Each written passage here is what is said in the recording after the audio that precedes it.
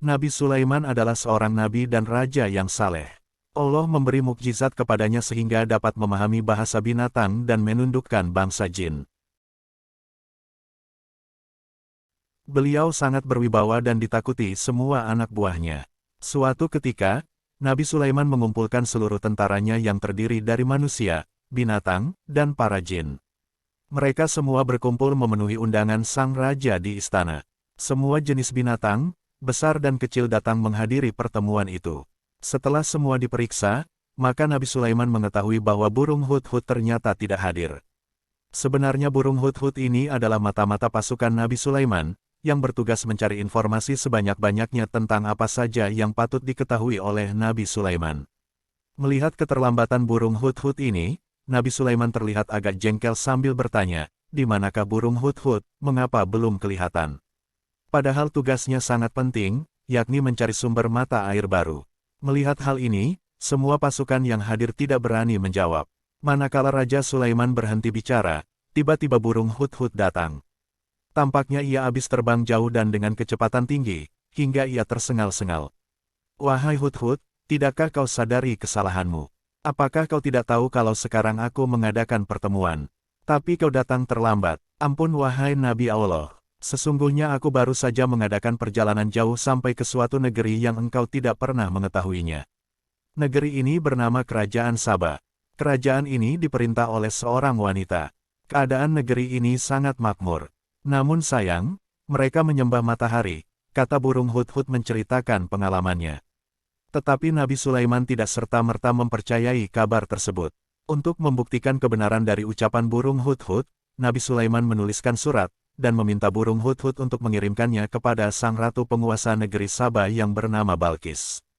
Karena untuk bisa sampai ke negeri Saba, burung hudhud harus menerjang hembusan angin yang sangat kencang, maka burung hudhud meminta kepada Raja Sulaiman untuk membungkus surat itu dalam sampul emas yang tahan terhadap angin. Dan akhirnya terbanglah burung hudhud menuju negeri Saba. Tibalah burung hudhud di negeri Saba. Sesampainya di sana, diam-diam burung hudhud menjatuhkan surat itu tepat mengenai kepala sang ratu hingga membuatnya terbangun. Ia membuka sampul surat itu dan membacanya. Surat ini dari Sulaiman dan sesungguhnya surat berbunyi, "Dengan nama Allah, Maha Pemurah dan Maha Penyayang. Bahwa janganlah kamu sekalian sombong terhadapku dan datanglah kepadaku sebagai orang-orang yang berserah diri." Al-Quran Surat An-Naml, ayat 30-31. Itulah kalimat awal pembuka yang ditulis Sulaiman. Selanjutnya sang raja menambahkan untuk mengajak Ratu Balkis untuk masuk Islam dan menghentikan cara ibadah menyembah matahari. Setelah membaca surat itu, Ratu Balkis mengadakan pertemuan dengan para menterinya, untuk membicarakan bagaimana menghadapi sikap raja lain yang berani mencegah kerajaan Saba menyembah matahari. Semua itu diperhatikan oleh burung hudhud tanpa tertinggal sedikitpun, dan ia jadikan sebagai bahan laporan untuk Raja Sulaiman. Kembalilah burung hudhud ke Sulaiman. Melihat burung hudhud kelelahan akibat terbang dalam jarak jauh, Nabi Sulaiman pun menjulurkan tangannya sehingga burung hudhud bisa hinggap di tangan Nabi Sulaiman. Beliau kemudian berkata, "Hai hudhud, sampaikanlah laporanmu kepadaku." Kemudian burung hudhud menceritakan semuanya dari mulai sang ratu membuka surat, hingga akhirnya mengumpulkan semua menteri untuk membicarakan langkah apa yang akan diambil sehubungan surat Nabi Sulaiman tersebut. Sang ratu meminta saran yang terbaik dari para menterinya. Rupanya sang ratu merasa khawatir, bila Sulaiman beserta bala tentaranya akan menyerang negeri Saba. Untuk itu, Ratu Balkis berkeinginan untuk mengirimkan seorang utusan kepada Nabi Sulaiman sambil membawa hadiah-hadiah yang menarik. Mendengar cerita hudhud, Nabi Sulaiman pun tersenyum. Akhirnya utusan dari negeri Saba pun pergi ke kerajaan Sulaiman. Utusan itu disambut dengan ramah tamah oleh Nabi Sulaiman. Setelah mendengar uraian utusan itu, maka Raja Sulaiman pun berkata, "Kembalilah kamu dengan hadiah-hadiah ini kepada ratumu.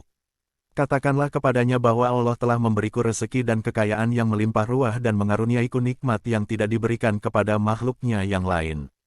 Selain itu aku telah diutus sebagai nabi dan rasulnya dan dianugerahi kerajaan yang luas serta kekuasaanku meliputi jin dan binatang-binatang." Utusan Ratu Balkis segera kembali ke negerinya dan langsung menemui ratunya.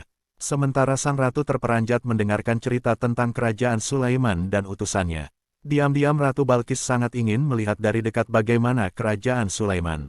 Dalam hatinya ingin menaklukkan dan menguasai kerajaan itu.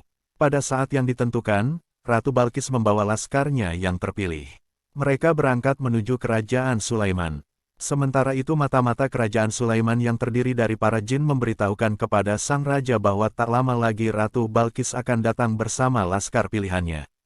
Maka Raja Sulaiman mengumpul para jin dengan maksud memberi tugas penting. Siapa yang bisa memindahkan singsana Ratu Balkis?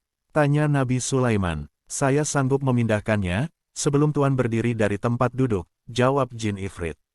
Kalau saya, sanggup memindahkannya sebelum mata Tuan berkedip, kata orang saleh dari kaum Nabi Sulaiman. Pada saat itu juga singgasana Ratu Balkis sudah berada di depan Nabi Sulaiman. Melihat hal itu, Nabi Sulaiman langsung bersungkur sujud dan bersyukur kepada Allah atas kekuasaan Allah yang telah diperlihatkan kepadanya. Beliau pun memerintahkan bangsa jin untuk membangun sebuah istana yang sangat indah. Lantainya terbuat dari kristal bening. Dindingnya dari kayu cendana yang harum. Atapnya terbuat dari kaca sehingga cahaya matahari dapat dibiaskan menjadi 7 warna. Beliau memerintahkan agar pembangunan istana itu diselesaikan sesegera mungkin sebelum Ratu Balkis datang. Tak lama kemudian, tibalah Ratu Balkis di kerajaan Sulaiman. Ia menyarankan agar para laskar yang mengawalnya cukup berhenti di luar kota untuk menjaga hal-hal yang tidak diinginkan. Ratu Balkis hanya dikawal beberapa orang pembesar memasuki istana Raja Sulaiman. Ia benar-benar takjub dengan kemegahan dan kemewahan kerajaan tersebut. Berkali-kali mulutnya berdecak kagum dan kepala bergeleng-geleng.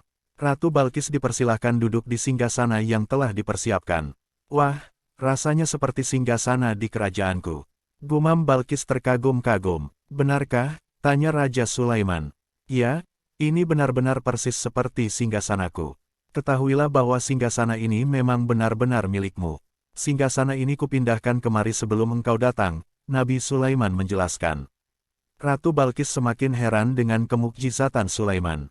Akhirnya di saat itulah dia menyatakan beriman kepada Allah dan meninggalkan cara lama, yakni kebiasaan menyembah matahari. Mendengar pernyataan ini, Raja Sulaiman senang hatinya. Ia lalu mengajak Ratu Balkis berkeliling istana. Lagi-lagi Ratu dibuat takjub ketika memasuki lantai kaca yang dikiranya air, sehingga ia buru-buru mengangkat gamis baju panjangnya.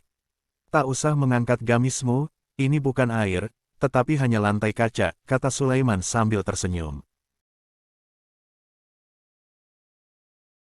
Semenjak itulah antara kerajaan Saba dan kerajaan Sulaiman bekerja sama dengan baik, karena seiman, seagama. Ratu Balkis mengharuskan rakyatnya memeluk agama Nabi Sulaiman alaihissalam, yaitu agama Islam. Akhirnya Ratu Balkis yang cantik itu pun diperistri oleh Nabi Sulaiman, dan kedua kerajaan besar tersebut bergabung menjadi satu kesatuan sebagai kerajaan Islam yang paling besar dan berpengaruh pada masanya.